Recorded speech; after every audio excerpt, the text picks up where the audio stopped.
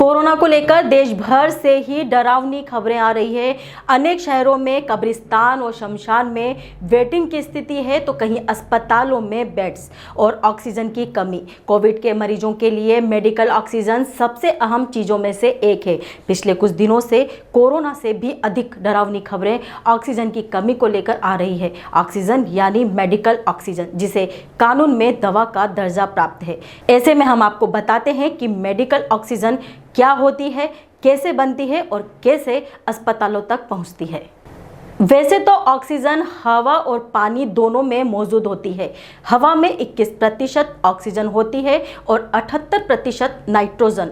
इसके अलावा 1% अन्य गैसें होती है। इनमें हाइड्रोजन, नियोन और कार्बन डाइऑक्साइड भी होती है।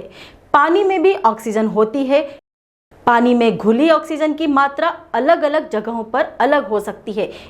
1,00,000 मॉलिक्यूल में से ऑक्सीजन के 1 मॉलिक्यूल होते हैं।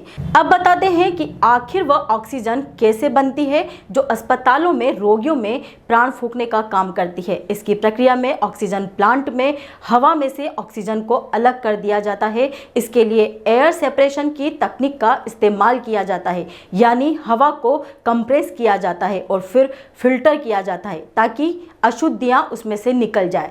अब इस फिल्टर हुई हवा को ठंडा किया जाता है। इसके बाद इस हवा को डिस्टिल किया जाता है। ऑक्सीजन का उबलने का बिंदु -184 होता है। इतना ठंडा करने पर ऑक्सीजन गैस से तरल में बदल जाती है। इससे पहले अलग तापक्रम पर अन्य गैसें भी अलग हो जाती है। इस प्रक्रिया में ऑक्सीजन लिक्विड बन जाती है और इसी स्थिति में इसे इकट्ठा किया जाता है।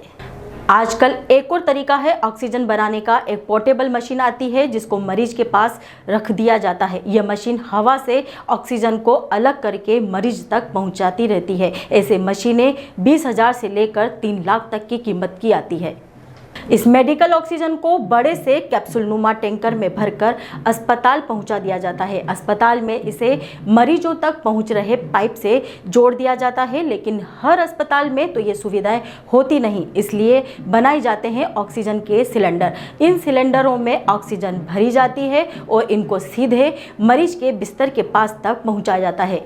भारत में 7,000 मीट्रिक टन तक मेडिकल ऑक्सीजन का निर्माण किया जा सकता है। इन दिनों करीब 5,000 मीट्रिक टन तक मेडिकल ऑक्सीजन की मांग की जानकारी सामने आई है। कई राज्यों में ऑक्सीजन की कमी की खबरों के बीच केंद्र सरकार ने इससे औद्योगिक उपयोग पर रोक लगा दी है। कुछ अदालतों ने भी इस बारे में आदेश दिए हैं।